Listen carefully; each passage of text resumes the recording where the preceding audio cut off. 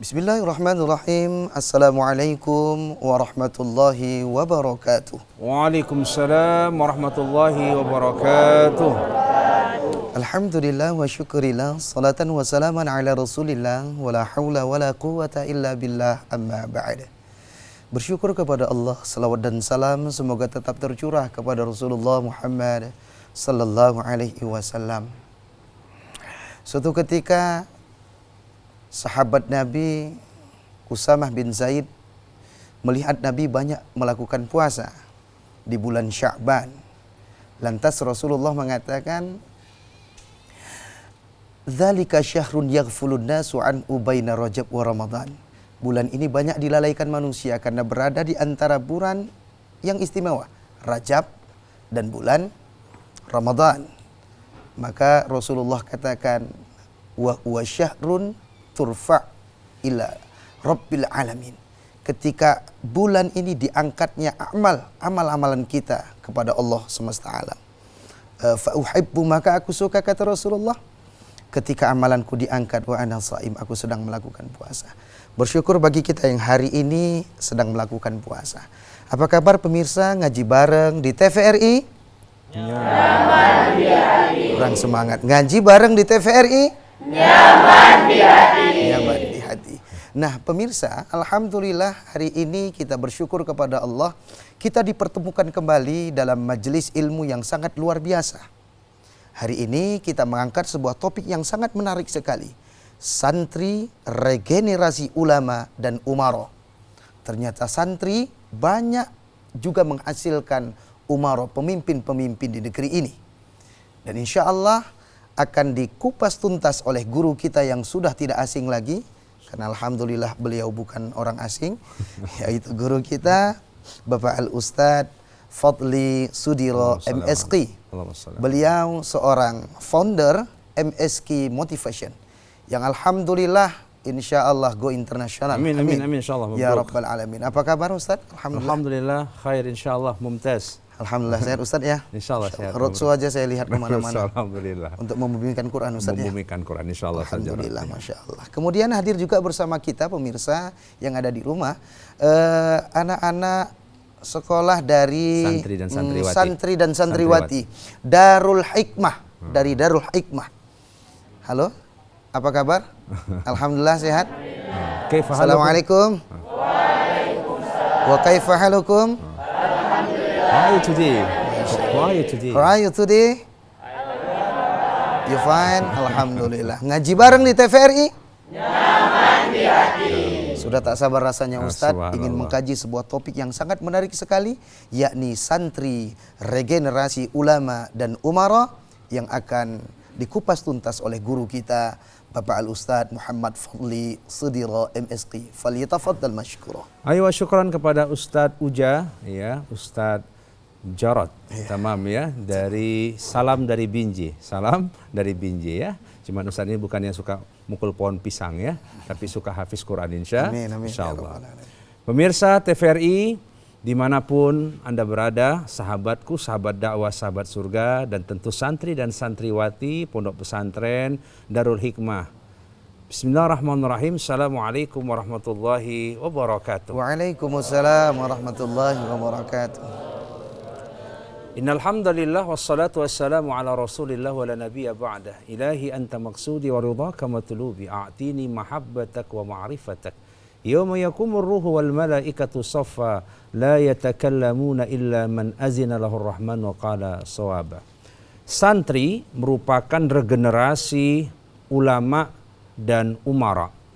Di dalam surah Al-Kahfi surah ke-18, tepatnya di ayat 13, berkisah tentang pemuda yang dikisahkan dan diabadikan di dalam Al-Quran. A'udzubillahi minasyaitonirrajim. Bismillahirrahmanirrahim. Nahnu naqussu 'alaika naba'hum bil haqq. Kami menceritakan kepadamu, wahai Muhammad, walimanittaba'ahu, dan siapapun yang menjadi umat Rasulullah sallallahu alaihi wasallam, sebuah kisah yang agung, sebuah kisah yang besar, bil haqq, dengan kebenaran. Innahum fityatun amanu bi rabbihim. Mereka lah golongan-golongan pemuda yang beriman kepada Tuhannya, kepada Allah Subhanahu wa taala, wa zidnahum huda, dan kami tambah petunjuk untuk mereka. 7 orang pemuda yang kemudian kisahnya masyhur disebut dengan Ashabul Kahfi, ya. 7 orang pemuda yang viral bukan sejak zaman Nabi Muhammad SAW, bahkan viral ribuan tahun sebelumnya, dari zaman, ya, ratusan tahun sebelumnya tepatnya, di antara masa peralihan Nabi Isa alaihissalam menuju Nabi Muhammad SAW. Kurang lebih paruh waktu 400 tahun peralihannya. Jadi kurang lebih 1600 tahun yang silam. Masyhur dan dikenal namanya Ashabul Kahfi. Viral tanpa media sosial. Viral tanpa like, share, and subscribe. Viral tanpa YouTube channel. Ashabul Kahfi dikenal. Di mana viralnya? Tertulis dalam satu sejarah di surat ke-18 dari Al-Quran, yaitu surat Al-Kahfi, yang disunahkan membacanya di hari Jumat dan dimaafkan, diampunkan segala dosa dan kesalahan. Bainal Jum'ah ilal Jum'ah, siapapun yang membaca surah Al-Kahfi. Ini hari istimewa Ustadz Uja, subhanallah, nisfu Sya'ban, di 15 Sya'ban. Kemudian harinya istimewa hari Jumat, bulannya bulan Sya'ban, dan istimewa kita bersama dengan santri dan santriwati pesantren Darul Hikmah untuk lebih memperkenalkannya, ya, yang sejak 1968 santri perdananya adalah salah satu ulama tokoh muda Sumatera Utara, gurunda kita Dr. Kiai Haji, ya, Ardiansa LC MA. Dr. Kiai Haji Amar Adli LC MA. Itu adalah alumni perdana dari pesantren Al-Hikmah yang telah berdiri 1968. Adapun Taman Pendidikan Islamnya sudah berdiri sejak 1950, ya, 5 tahun setelah kemerdekaan Indonesia. Kalau pertemuan sebelumnya kita membawa Revan Revin, kita membawa Tegar, ya, Setiawan Tunadaksa dan Tunanetra brand Ambassador Hafiz Quran, berikutnya Zahran Auzan yang juga telah bersama di Darul Hikmah, ya. Jadi paginya di Darul Hikmah, kemudian sorenya di TVRI bersama di bulan yang lalu. Hari ini kita hadirkan langsung semua santri, dan tema kita khusus berbicara tentang itu, santri regenerasi umara dan ulama. Tapak tilas dalam kesantrian dan tapak tilas dalam kepesantrenan, bahwa pesantren dan santri itu telah ada sebelum Indonesia merdeka. Jadi konsep pembelajaran kepesantrenan itu telah ada jauh sebelum Indonesia merdeka. Bahkan di abad 18 sudah dimulai oleh Syekh Maulana Malik Ibrahim. Para sunan itu menggunakan konsep pesantren, konsep talaki, ya, antara guru dengan muridnya. Subhanallah. Dan kemudian masyhur di antaranya adalah Bung Karno yang ketika di Bengkulu berguru, ketika di Padang juga berguru, masuk ke pesantren-pesantren Bung Karno, dan bahkan sampai di Jakarta mempunyai khusus murid dan santri kesayangan, ya, dari Habib Ali Kuitang. Subhanallah, ya, seorang Habib yang ada di Jakarta dan sebagai salah satu Habib yang mengusulkan bagaimana bendera itu berwarna merah dan kemudian putih. Merah adalah darah dalam jihad dan putih adalah kain kafan, ya, dalam bentuk iskariman atau mursyahidan, ya. Hiduplah yang mulia atau kemudian engkau mati syahid. Maka hari ini kita catat dalam sejarah Bung Karno pernah nyantri. Bung Karno pernah jadi santri. And the first, ya, leader in our nation sebagai presiden pertama, dia adalah seorang santri. Siapakah panglima? The greatest panglima kita siapa yang paling hebat? Namanya Jenderal Besar Sudirman. Jenderal Besar Sudirman adalah santri dari murid Kiai Haji Subki sebagai guru dari Jenderal Besar Sudirman yang berasal dari Purwokerto, Jawa Tengah itu. He is santri dan juga merupakan bagian dari santri. Belum kita lagi bicara tentang para ulama-ulama yang hadir pada level internasional, pada level nasional, ya, dan semua merupakan bagian dari reproduksi rahimnya pesantren dan mereka lah para santri-santri. Maka hari ini kita memberi motivasi kepada seluruh santri, khususnya yang tergabung di dalam BSPSU namanya, ya, Badan Pesantren Silaturahmi Pondok Pesantren Sumatera Utara, yang ketuanya adalah gurunda kita Tuan Guru Puli, ya, abangda kami Haji Yulijar Parlugutan. Beliau sebagai ketua BSPSU, dan adapun di Kota Medan ketuanya adalah Kiai Haji Yose Rizal, ya. Ya, beliau adalah pimpinan dari pesantren Darul Hikmah. Insya Allah kapan nanti Ustadz Uza ada waktu bisa diundang ke sana, ya. Betul, ya. Kalau di sana Uja sekali mampir wajib, ya, makannya duren. Karena di depan pesantren ada ucok singlet duren, ya. Jadi wajib dia makan duren. Jadi asabi fil wasabi fil jannah. Regenerasi santri menjadi bagian dari ulama dan umarok di masa yang akan datang. Dan pesantren menjadi salah satu wadah pendidikan yang menjadi solusi dari merosotnya degradasi moral, ya, kualitas akhlak dan kualitas kesolehan di antara anak-anak muda hari ini. Aborsi terjadi setahun hampir mencapai di angka 10 juta, Ustadz Uja. Setiap tahun di Indonesia, aborsi. Berarti ada perzinahan. Udah usia-usia dini, SMA dan SMP. Naudzubillah summa naudzubillah. Narkoba sudah tidak usah tanya lagi. Setiap hari ada yang meninggal karena narkoba, dan yang rentan itu adalah anak-anak muda.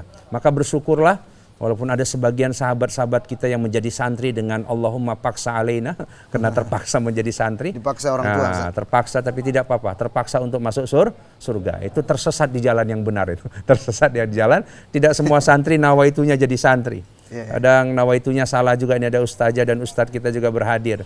Kalau bandel-bandel kau, mama masukkan kau ke pesantren.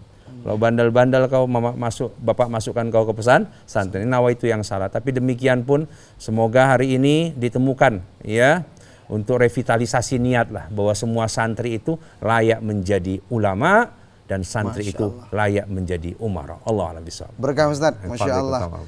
Kita sudah mendengar tadi pemirsa yang ada di rumah dan para pemirsa yang ada di studio tentang latar belakang tadi pondok pesantren, santri dan lain sebagainya.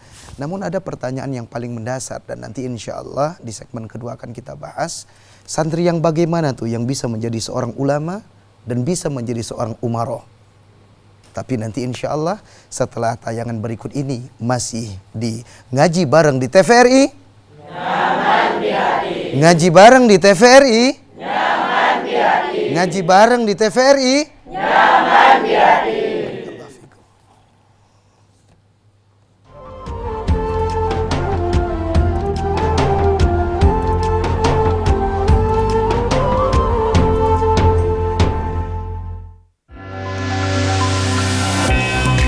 Banyak masalah hidup yang tidak kita temukan solusinya. Kembali ke Al-Quran dan Hadis merupakan jawaban yang paling tepat. Mari TVRI, perdalam ilmu agama, bersama ulama-ulama terkemuka di Sumatera Utara. Dalam program Ngaji Bareng di TVRI Sumatera Utara. Setiap Jumat pukul 17 sampai dengan 18 waktu Indonesia Barat.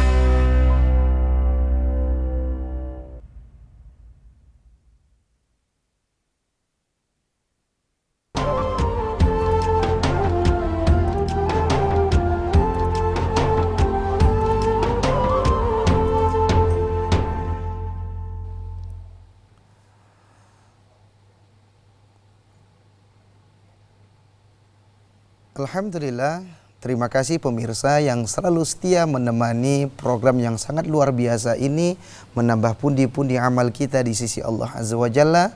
Masih dalam acara Ngaji Bareng di TVRI. Nyaman di hati. Alhamdulillah, masih semangat orang ini Ustaz. Sebelum kita bahas, kita kasih kesempatan dulu mereka untuk bertanya. Siapa yang mau pulang? Siapa yang mau pulang? Siapa yang mau bertanya? Silakan. Silakan. Namanya siapa? Salam dulu. Assalamualaikum warahmatullahi wabarakatuh. Waalaikumsalam warahmatullahi wabarakatuh. Perkenalkan, nama saya Rahmat Maulan Miftah. Berdiri nak, berdiri. Saya berasal dari Madrasah Aliyah Pondok Pesantren Modern Darul Hikmah, TPI Medan. Izin bertanya Ustadz. Sebagai seorang santri, bagaimana sikap kita pada kondisi zaman ini, menghadapi kondisi zaman ini, khususnya pergaulan bebas? Terima kasih. Assalamualaikum warahmatullahi wabarakatuh. Waalaikumsalam warahmatullahi wabarakatuh. Anak seusia gini Ustaz, karena di pondok pesantren sudah risau dia dengan kondisi anak-anak kekinian hari ini. Baik. Hebat Ustaz ya. Silakan. Gimana Ustaz? Baik. Jadi dengan menjadi santri, Ustadz Uja, ini sekarang kita lagi dalam COVID-19 ya, corona sejak 2 tahun yang silam. Yang bertemu offline, tatap muka cuma pesantren. Oh iya.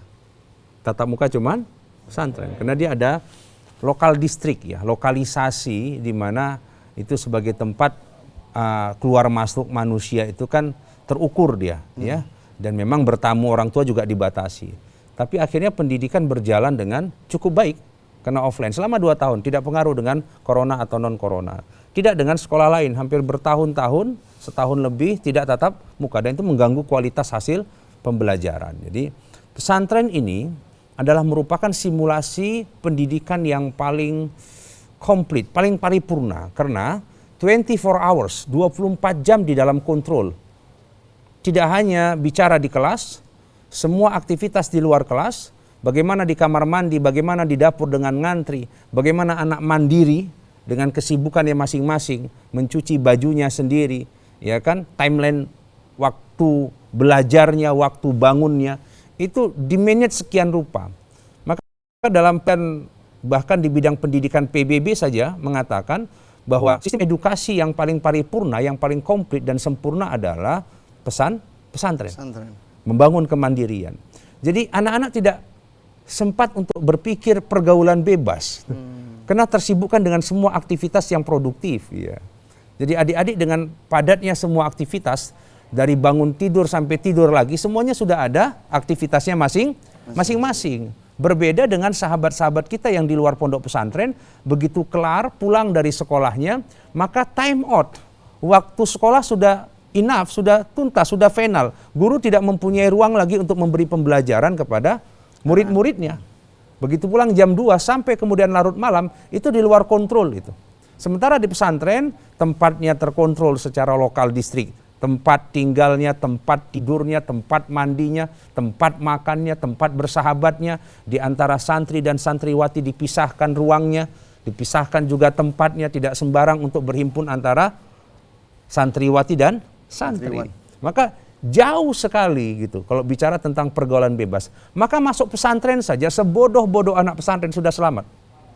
Oh, berarti itu solusi Ustaz ya? Makanya nyantri itu solusi dari pergaulan bebas ya. Artinya terkontrol setiap waktu dan setiap saat. Dengan masuk pesantren, sebodoh-bodohnya anak pesantren terbebas dari pergaulan bebas. Ya, sebodoh-bodohnya. Cuman tidak ada anak pesantren yang bodoh, karena problemnya can speak English, tastati bil lughatil arabiyyah. sebodoh-bodoh anak pesantren, kolil-kolil pakot. Nah, kolil-kolil pakot. Sikit-sikit aja bahasa Arabnya, kolil-kolil pakot ya kan ya. Jadi I can little thing. Little it's okay. Little it's okay ya. Jadi inilah pesantren dalam wadah yang sederhana terkesan, tapi ternyata menjadi pola pendidikan 24 hours, 24 jam, itu guru, itu kakak kelas, ya selalu mementor adik-adiknya. Allah a'lam bishawab. Berarti jawabannya Adinda masuk ke sebuah pondok pesantren itu sudah menjadi solusi. Dan hari ini kerisuhan yang ada terhadap anak-anak generasi kita itu salah satu solusi yang utama, masukkan ke pondok pesantren. Paling tidak dia Ustaz. Ayo santri, ayo jadi santri. Santri paling tidak dia ya. nggak kecanduan gadget. Iya, gadget jauhkan. Itu gadget dijauhkan. Ya pacaran kan, game Ustaz, dijauhkan, ya kan? Pacaran ada ya juga, kan? ada yang cinlok, adik-adik ada ya. Cinta lokasi gitu kan. Jadi prinsipnya dengan masuk pesantren, jadi semua problematika anak-anak milenial sekarang, ya, apa yang kita sebut G generation itu ya, X generation, generasi-generasi yang berhubungan dengan media sosial dan semuanya itu, dan alat-alat yang hari ini hadir yang belum sesuai dengan umurnya. Bill Gates punya anak 17 tahun baru difasilitasi Ustaz, dengan handphone. Ada yang ya? Mau terhubung dengan kita. Mabruk. Halo, assalamualaikum, dengan siapa dan di mana? Halo, assalamualaikum. Takut dia Ustaz ya. Masya Allah. Halo, assalamualaikum, dengan siapa dan di mana? Waalaikumsalam. Masya Allah. Ya Pak, dengan siapa di mana Pak? Dengan Syahrial di Kacangan. Pak Syahrial di? Iya. Silakan Kacangan. Pak. Secangkang kacangan ya. Assalamualaikum Silakan, Pak Ustaz. Waalaikumsalam warahmatullahi wabarakatuh. Pak Syahrial. Ayo, Ini Pak Ustadz ya, yang akan saya tanyakan. Di 15 Sa'ban ini masing-masing orang berpuasa nisfu Sa'ban. Iya. Tetapi puasa wajibnya tahun yang sudah tertinggal. Kapan waktu untuk menggantinya itu Pak Ustadz? Tolong penjelasan. Iya. Masya Allah. Assalamualaikum warahmatullahi wabarakatuh. Waalaikumsalam warahmatullahi wabarakatuh. Terima kasih Pak yang ada dari Secanggang, Pak Ya, Syahrial. Pak Syahrial. Agak di luar topik nih. Iya, baik, Silakan, subhanallah. Sawaman merupakan lifestyle, minhajul haya, gaya hidup santri. Kita waktu santri, gamis, gerakan puasa Senin Kamis, itu biasa itu. Ya, kita lakukan sejak kita nyantri, ya. Bagian dari gaya hidup santri adalah berpuasa Senin Kamis. Dan tadi telah prolog disampaikan oleh Ustadz Uja tentang bagaimana kemuliaan berpuasa di bulan Sya'ban. Dan ketika Nabi mengatakan, wah ini shaim, andai kata ketika amalku diangkat dan aku dalam keadaan berpuasa.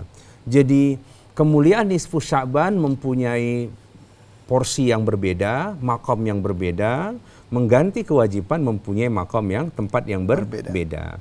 11 bulan lamanya kurang lebih, kita mempunyai ruang lebih dari 300 hari untuk menggantikan 7 hari atau berapa hari lah kita tinggalkan puasa itu. Dan tentu ini masih tersisa waktu, masih 15 Sya'ban, kurang lebih 14 atau 13 hari lagi, masih ada ruang untuk menggantikan puasa wajibnya. Ya.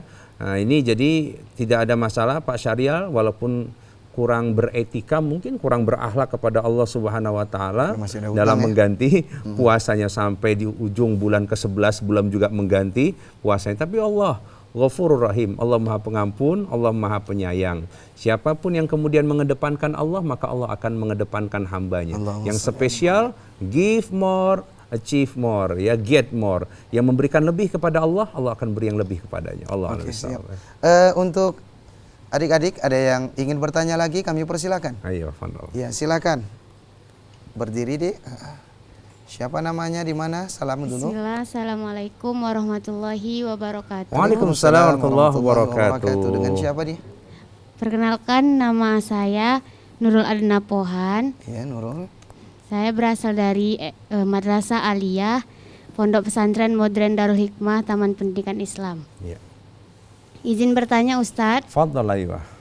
Menurut pandangan Ustadz, bagaimana sepak terjang pesantren di masa yang akan datang?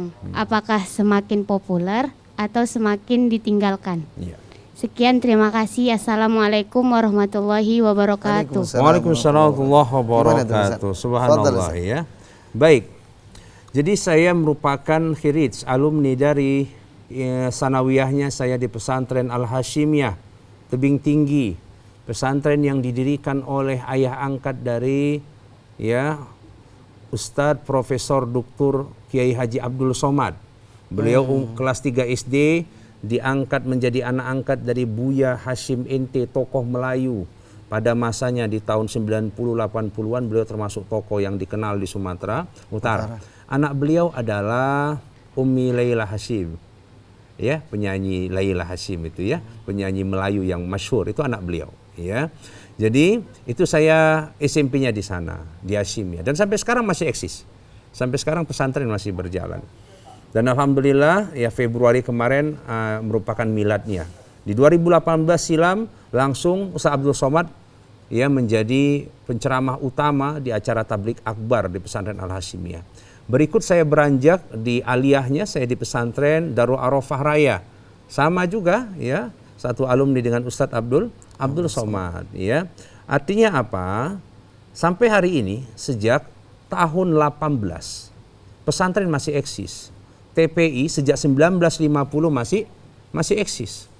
Kalau dari sisi ya pengalaman, the experience, harusnya pesantren adalah lembaga pendidikan yang paling berpengalaman.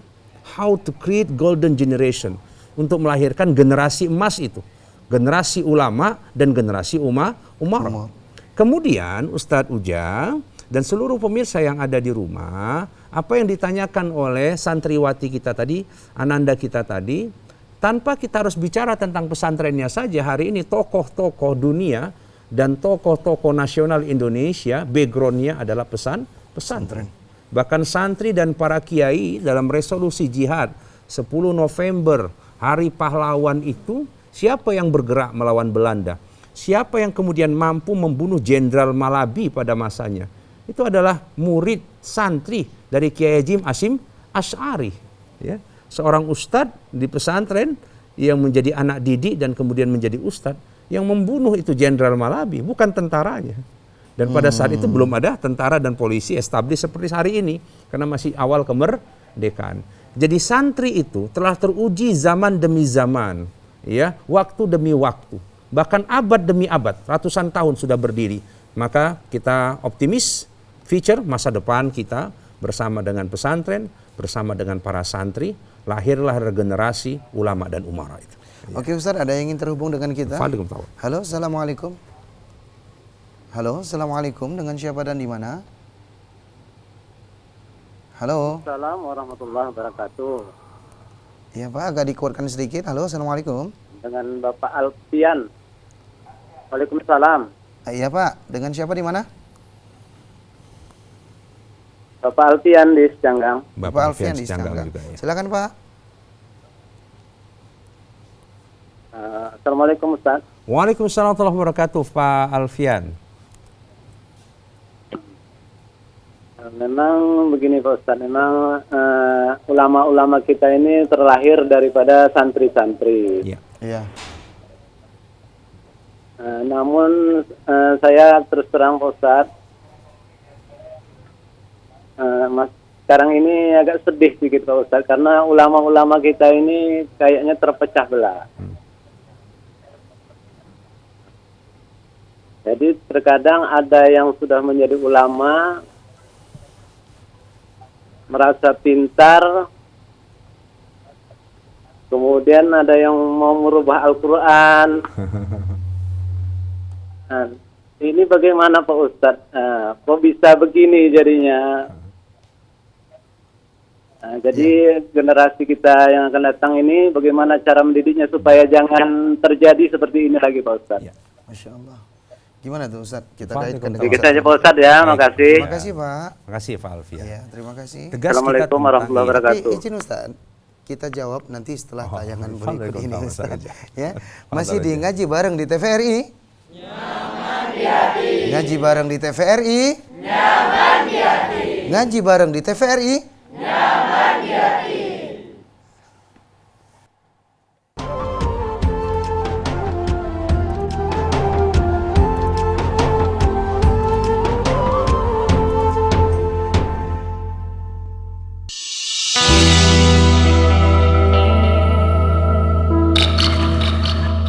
Bu, kok bisa jatuh, Bu? Kasihan tuh ibunya. Tuh, ada ibu-ibu tuh kok bisa jatuh. Fadil ya, bentar. Gimana kalau kita share di sosmed? Maaf ya, Bu. Maaf ya. Maaf. Kok itu Bu jatuh tuh loh. Tolongin dong. Ya ampun, malah biarin doang. Tolongin itu. Ayolah, jalan.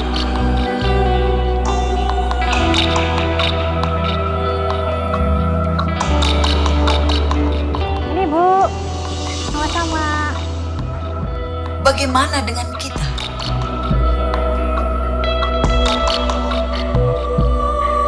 Sudahkah kita peduli?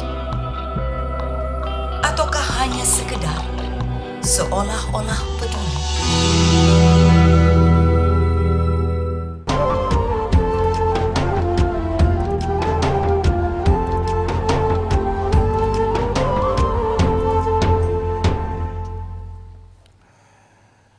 Alhamdulillah, terima kasih pemirsa yang ada di rumah dan pemirsa yang ada di studio masih terus berada dalam acara yang sangat menarik sekali di TVRI ini. Ngaji bareng di TVRI.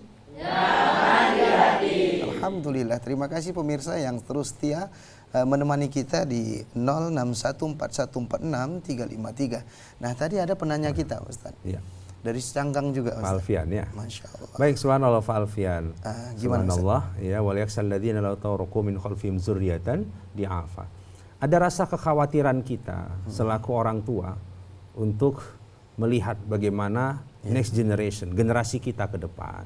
Maka ketika tadi bicara tentang rapuhnya spiritual, bahkan di dalam diri ulama saja masih banyak yang terpecah. Kita pertanyaannya mafhum mukhalafahnya berpikir terbalik. Jikalau Allah sudah menganugerahkan ilmu kepada mereka, sudah nyantri, sudah tahu ilmu agama saja, masih bisa terpecah belah. Apalagi tidak nyantri, apalagi tidak jadi ulama. Yang ulama saja memungkinkan itu terjadi kesalahpahaman. Kemudian tadi tentang ada 300 ayat yang coba diusulkan oleh seorang murtad tadi, dan jelas itu telah disampaikan oleh Profesor Mahfud MD sebagai Menko Polhukam, itu tidak deliknya argumentasi intelektual. Bicara tentang Al-Quran, kitab suci itu mutlak absolutely kebenarannya. Tidak boleh diganggu oleh siapapun. Itu deliknya pidana itu Bapak. Itu deliknya pidana. Dan kemudian Profesor Mahfud MD sudah mengatakan itu menciptakan kegaduhan.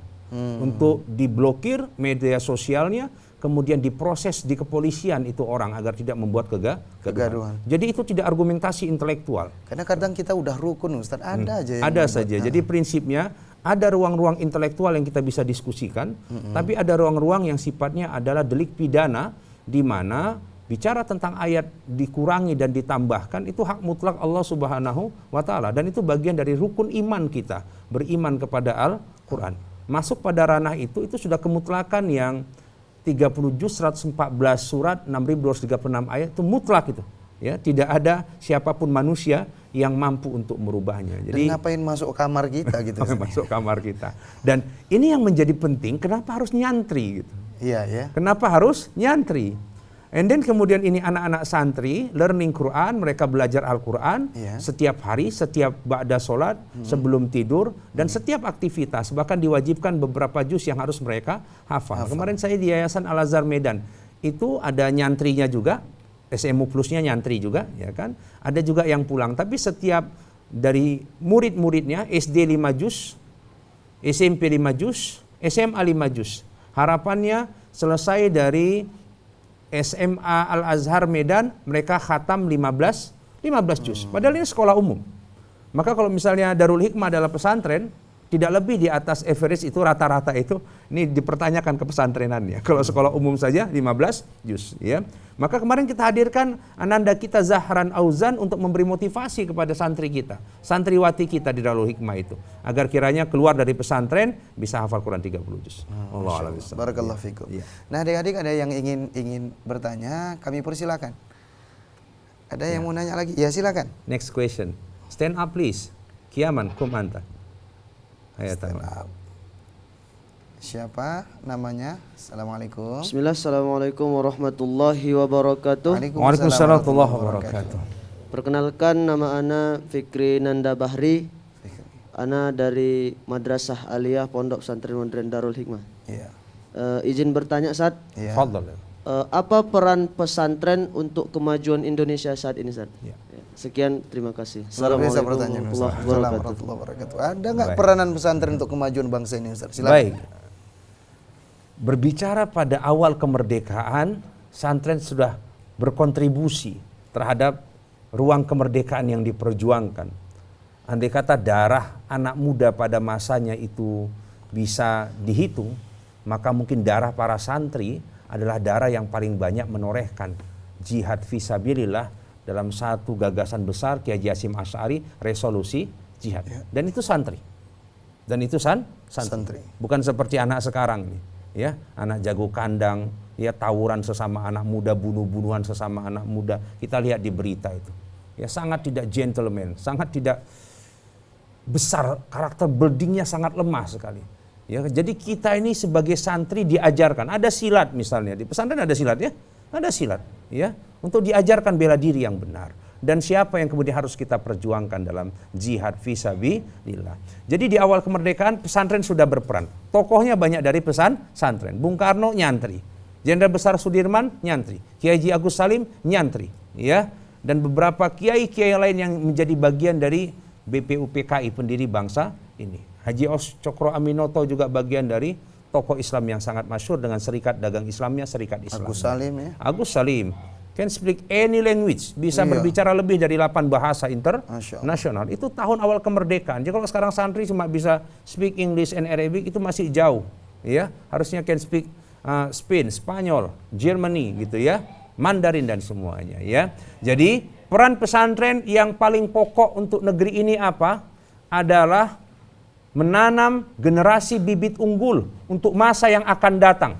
6 tahun di pesantren ini adalah bibit-bibit unggul anak bangsa sebagai cerminan. How about our future Indonesia? Bagaimana masa depan Indonesia? Lihatlah bagaimana anak-anak di pesantren hari ini. Insya Allah yang terlindungi dari narkobanya, terlindungi dari pergaulan bebasnya, dan terlindungi dari segala kemaksiatan dan dosa itu. Allahumma shalli ala sayyidina Muhammad. Oke, mungkin pemirsa yang ada di rumah dan ada yang di studio ingin bertanya lagi, kami persilakan. Ya, silakan adik. Yang di belakang silakan. Iya, santriwati dulu ya. Bismillah, assalamualaikum warahmatullahi wabarakatuh. Waalaikumsalam warahmatullahi wabarakatuh. Siapa namanya? Perkenalkan Ustaz, nama saya Nazla, saya dari kelas 4 Aliyah. Saya ingin bertanya, berbicara tentang ulama dan umaroh, apakah seorang perempuan bisa menjadi seorang ulama dan umaroh dan bagaimana pengaplikasiannya? Sekian dan terima kasih. Iya, bagus sekali pertanyaannya. Ini menunjukkan anak-anak pesantrennya berkualitas. Subhanallah. Insya Allah menjadi ulama dan umarah. Iya. Amin. Silakan Ustaz, gimana Ustaz? Subhanallah. Tadi kita baca misalnya ayat ke-9 tentang kekhawatiran dari yang namanya generasi yang lemah. Lemah spiritualnya, lemah intelektualnya, lemah kecerdasan sosialnya dan emosionalnya gitu ya. Lemah lahir batinnya. Itu di surat An-Nisa. Iya. Di surat An-Nisa itu. Artinya apa? Wanita, ketika Nabi mengatakan An-Nisa'u imadul bilad. Perempuan itu adalah tiangnya negara. Jadi mungkin ada secara langsung Ustadz Uja dan ada secara tidak langsung. Ya. Who is the greatest woman behind the Jokowi? Siapa perempuan terhebat di balik seorang Jokowi sebagai presiden hari ini? Ibunya. Ya, istrinya. Ya, anaknya mungkin anak perempuan. Ya. Jadi kita ini besar, ya, ar-rijalu qawwamuna 'alan nisa. Lelaki yang hebat dan besar itu membutuhkan perempuan-perempuan yang kokoh dan hebat dan lebih hebat di belakangnya. Bung Karno dalam sejarahnya, ya, bagaimana Bu Fatmawati, ya Bu Inggit, beberapa lah. Kalau Bung Karno dalam sejarah ada yang tercatat 9 istrinya dalam setiap fase politik. Dan dia membutuhkan perempuan-perempuan yang berbeda, kualitas keilmuannya pada masa itu, kena hiruk-pikuk politik yang luar biasa. Ya. Demikian kiranya B.J. Habibie dengan Ainun dalam kisah yang begitu romantik gitu ya. Dia katakan apa dalam buku biografinya? Ketika aku berpikir keras untuk menerbangkan pesawat itu, di atas sujud itu, seorang Ainun berdoa kepada Tuhannya. Gitu. Agar dimudahkan ikhtiar suaminya. Terbang pesawatnya. Itu behind the skin itu. Dan di situ dibalik siapa? Itu perempuan. Jadi jangan kira bahwa perempuan itu harus ansih menjadi umaroh, itu harus dia jadi presidennya atau kemudian dia jadi menterinya. Tidak harus, walaupun itu sudah ada. Sudah ada ya. Ibu Khofifah sekarang jadi gubernur mana? Jawa Timur ya, termasuk provinsi terluas dan terbesar. Bu Megawati pernah menjadi presiden Indonesia, sudah ada ya. Jadi tidak pun harus menjadi gitu ya. Tetap saja ya itu Ibu Ani Yudhoyono ya jadi ibu negara, walaupun Bu Ani tidak harus menjadi presidennya, tapi tetap dipanggil ibu apa dia? Ibu presiden. Ya, sekarang juga sama istri dari Pak Jokowi juga dipanggil sebagai ibu presiden. Allah a'lam bishawab. Demikian. Masya Allah, barakallah fiik. Mungkin pemirsa yang ada di studio ada lagi yang ingin bertanya? Tadi ini yang di depan. Oh ya, silakan yang di depan. Ya. Bismillah, assalamualaikum warahmatullahi wabarakatuh. Waalaikumsalam warahmatullahi wabarakatuh. Kan nama saya Alvin Antoni, berasal dari Madrasah Sanawiyah. Ayo Faslin. Sanaulah, kelas 1 ya kan. Sudah bisa bertanya. Santri ini ya, subhanallah. Fadhal. Dan saya bertanya Ustaz, bagaimanakah membangkitkan jiwa santri yang peduli akan kondisi sekitar, terutama di lingkungannya? Sekian, terima kasih. Iya, baik, subhanallah. Nah, ini santrinya pula itu, Ustaz. Bagaimana sebenarnya memberi daya pengaruh. Bukan di mana, tapi bagaimana. Iya. Nah, tapi tunggu dulu, Ustaz. Ada telepon dulu, Ustaz. Assalamualaikum. Halo. Assalamualaikum, dengan siapa dan di mana? Waalaikumsalam warahmatullahi wabarakatuh. Ya, Pak, dengan siapa di mana, Pak? Dengan Andi di Aceh. Alhamdulillah. Pak Andi di Aceh. Masya Allah. Sampai Aceh kita mengudara, Ustaz. Ahlan.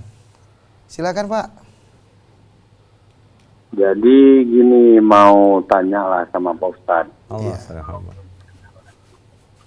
Assalamualaikum Pak Ustadz. Waalaikumsalam warahmatullahi wabarakatuh, Pak Andi.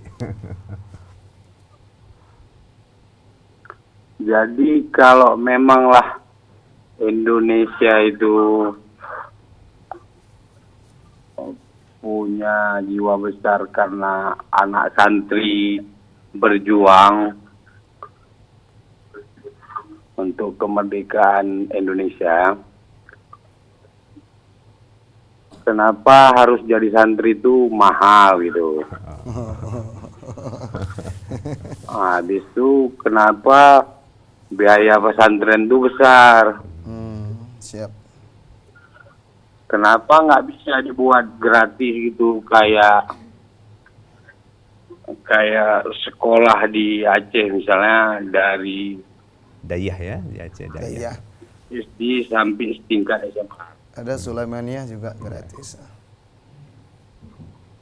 Baik. Ya, baik Pak. Fadilkum Pak Andi. Syukran, jazakumullah khair Pak. Semoga saya doakan Bapak bisa punya pondok pesantren yang gratis. Amin. Amin. Karena guru-gurunya digaji Ustaz. Iya, baik. Ya kan? Iya. Itu gimana Ustaz? Baik, ini bisa kita pecahkan juga ini. Prinsip secara finansial ini kan kebutuhan yang terukur lah, kebutuhan yang wajar. Jadi berapa biaya pesantren dalam sebulan? Darul Hikmah berapa bayarannya bulanan? Adik-adik? Berapa? 750 masih. 750 Pak Andi sudah makan 3 kali dalam sehari. Ya, sudah ruang inap, sudah listriknya, sudah airnya, sudah semuanya. 750.000 itu sudah uang sekolahnya. Ya. Jadi kalau ini coba kita komparasikan dengan jajan anak-anak dan biaya makan di rumah. Tidak cukup itu 750 tidak cukup itu. Untuk 3 kali makan 10.000 sekali makan sehari 30. sudah 900.000. Belum biaya guru-gurunya, ya. Dan kita coba komparasikan dengan sekolah-sekolah internasional yang ada di kota Medan saja, itu biaya cukup mahal itu Pak Andi. Uang masuknya bisa sampai ya 40 juta itu. Dan bulanannya mereka tidak nyantri. Sekolah internasional ya, itu bisa sampai di angka 4 juta, 3 juta sebulan itu. Ya. Jadi kadang-kadang kita kurang berwawasan melihat biaya-biaya sekolah. Dan sekolah-sekolah internasional yang full day khususnya di kota Medan saja itu angkanya cukup signifikan ya. Adapun sekarang pesantren yang sudah lumayan elitis itu dalam tanda kutip ya, bahwa ruangannya ber-AC, ruang kelas ber-AC sehingga membutuhkan biaya operasional yang lebih tinggi. Ada Nur Ar-Rodiyah, Uja kemarin juga sudah sampai di sana, alhamdulillah ya kan. Kemudian juga ada Al-Azhar Center milik dari Ketua MUI Sumut kita ya. Iya Ustaz, masih terhubung Ustaz. Ya, Pak. Tamam, Pak Andi ya. Halo. Ya. Bagaimana Pak? Halo Pak. Iya Pak. Maaf nih Pak, maksud saya bukan begitu. Maksud saya Indonesia ini kan kaya. Ini mau di ujungnya tadi lah, mau di closing ini. Udah. Iya. Terus Pak? Udah. Terakhir kan kalau bahasa kedai kopi ini tadi terutang lah tadi Indonesia tadi. Sama anak santri. Iya betul sekali. Ada subsidi Pak ya. Jadi kan dengan jiwa besar dan kayanya Indonesia ini, masa bayar Pak Ustadz gitu. Kan kayak Ustadz yang sebelah tadi bilang, Ustadz tuh kan harus ada gaji, harus karena memberi nafkah untuk anak istrinya. Bukan masalah 700.000 tadi. Maksudnya memang udah ceritanya keberadaan pemerintah gitu Pak ya. Pak Andi. Paham Pak? Oh paham Pak Andi. Belum lagi selesai tadi bicara Pak Andi potong. Oke Ustaz. Ya, makanya. Oke Pak. Ya baik. Jazakumullah khair Pak Andi. Barakallahu fikum. Semoga Allah berkahi Pak Andi ya. Closingnya Ustaz Uja. Tadi ada 2 menit lagi nih Ustaz. 2024 ya pilihlah saya dan Uja. Kalau nama saya bolehlah jadi presiden ya kan. Soekarno, Soeharto. Yang OO itu bisa jadi presiden. Soeharto, Susilo Bambang Yudhoyono, Joko Widodo, Fadli Sudiro kan gitu ya. Nah, kalau Ustaz Fadli Sudiro jadi presidennya, Pak Andi saya angkat khusus untuk ke pesantrenan ya. Kita anggarkan sekian triliun untuk pesantren. Uja bisa jadi wakil presiden. Bercanda. Jadi prinsipnya Pak Andi itu political will dari pemerintah. Makanya dalam tema ini kita sampaikan harusnya benar yang dikatakan Pak Andi. Ada rasa terima kasih negeri ini kepada santri. Betul, ada ada prioritas anggaran untuk anak-anak santri. Beasiswa-beasiswa yang disampaikan oleh Pak Andi adalah sesuatu yang mutlak dan benar. Dan kita harapkan ini menjadi bagian dari perhatian pemerintah. Di Aceh ada 1.001 pesantren yang luar biasa di Aceh pesantrennya. Dan kepedulian pemerintah juga cukup luar biasa. Di Aceh ada khusus lembaga dayah namanya.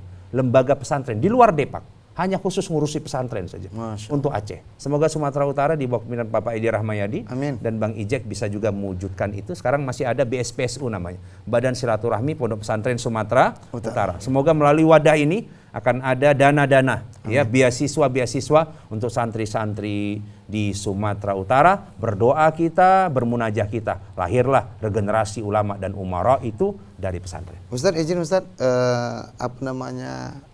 statement terakhir Ustaz untuk memotivasi kita semua, dan mungkin tadi yang bertanya bagi santri yang bagaimana itu sebagai penutup dalam acara kita hari ini. Silakan Ustaz. Subhanallah, santri yang kemudian sejak dininya ini mewakilkan seluruh generasi kecil kelas 1 SMP memegang mikrofonnya dan berkata bagaimana santri secara sosial. Ketika santri terbangun awal di waktu subuhnya dan mengumandangkan azan saja, itu udah fungsi sosial yang luar biasa.